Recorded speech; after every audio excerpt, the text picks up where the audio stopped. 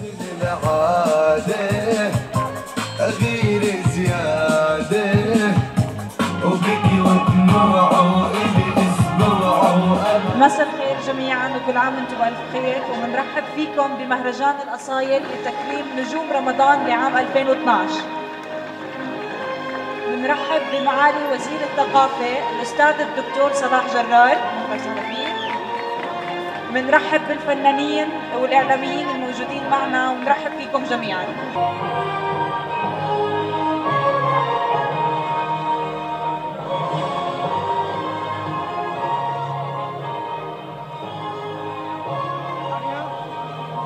أول شيء التكريم دائما أنا بقول هو شيء تشريف بشرف الإعلامي وين ما راح.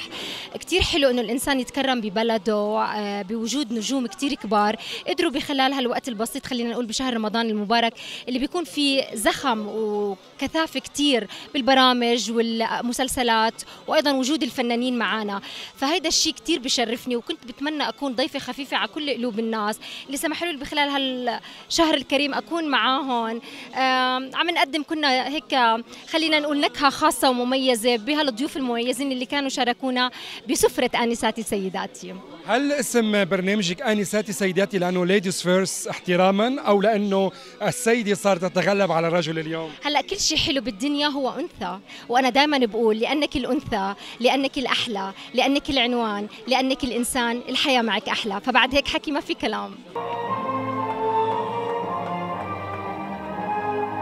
توفيق من نجوم الأردن القليل اللي شاركوا بمهرجان جرش للثقافة والفنون، ألف مبروك توفيق.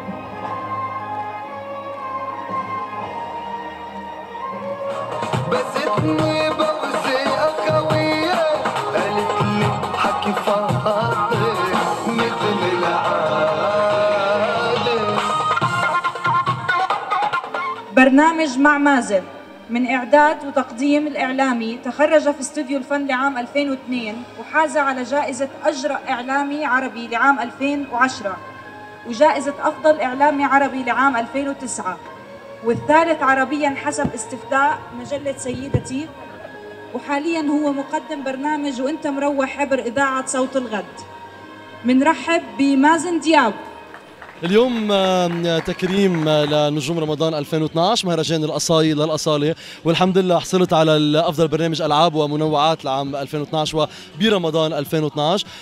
بدي أقول لكل اللي تكرموا ألف مبروك، بدي أقول لكل الزملاء الإعلاميين، الزملاء الصحفيين والفنانين كمان ألف مبروك، وإن شاء الله دائما بيضلوا عم يعطوا نجاحات وتقدمات مش بس برمضان بكل أيام السنة، إنه دائما عم نشوف برمضان عم بيكون في ضغط مسلسلات، ضغط برامج، ضغط مش كتير أغاني بس حفلات كتير فنانين. ان شاء الله بالايام العاديه كلها يكون في ضغط ويكون في هيك الاعمال مثمره لكل نجوم الاردن ونجوم الوطن العربي. بدي اقول سيداتي انساتي مبروك، لا سيداتي انساتي مبروك لرانا حداد، انساتي سيداتي مبروك لرانيا حداد البروجرام، وان شاء الله كمان كل سنه بتكون هيك ناجحه وشاطره، وكل رمضان وانتم بخير وكل عيد فطر وانتم بالف خير. خليكم دائما على التلفزيون الاردني.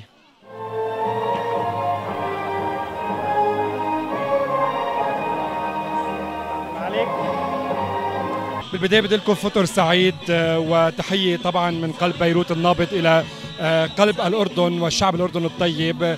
بدي أقول شكرا لسمو الأمير عاصم على هذا التكريم، شكرا لكل منظمين مهرجان الأصيل على هالتكريم الرائع. أنا بفتخر اليوم عم بتكرم بالأردن للمرة الخامسة عن أفضل إعلامي وأفضل موقع إلكتروني، موقع خبر عاجل.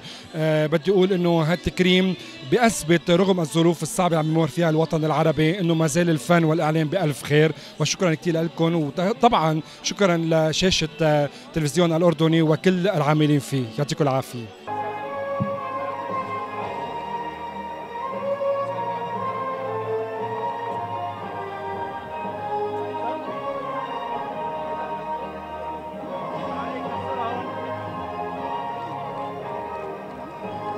طبعا هذا أول تكريم أنا بتكرمه بالأردن، كتير بيعني لي هذا التكريم وله ميزة خاصة عندي، خاصة أنه راعي هذا المهرجان الرائع سمو الأمير عاصم، بوجه له تحية كتير كبيرة له ولكل شعب الأردن، وتحية لكل القائمين على مهرجان الأصايل. كان تكريم رائع وكانوا الفنانين كلهم بيستاهلوا أنه يتكرموا اللي كانوا معي، وان شاء الله يا رب نكون على قدر المسؤوليه ونعطي من قلبنا مثل ما بنعطي بالسابق يعني. مع الجائزه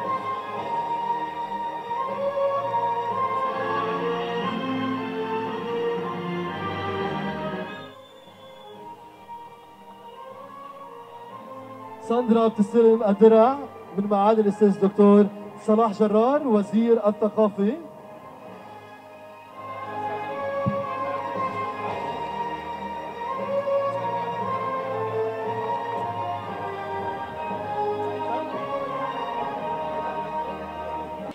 هيدا التكريم بيعني لي كتير وبيحملني مسؤولية كبيرة تجاه جمهوري، وإن شاء الله إني أنا أكون قد المسؤولية وإني أقدم لهم الأفضل. وبشكر كل القائمين على هالمهرجان، مهرجان الأصايل اللي كان طبعا رائع، وبشكر شكر خاص لسمو الأمير عاصم. ثانك يو، يعطيكم ألف عافية.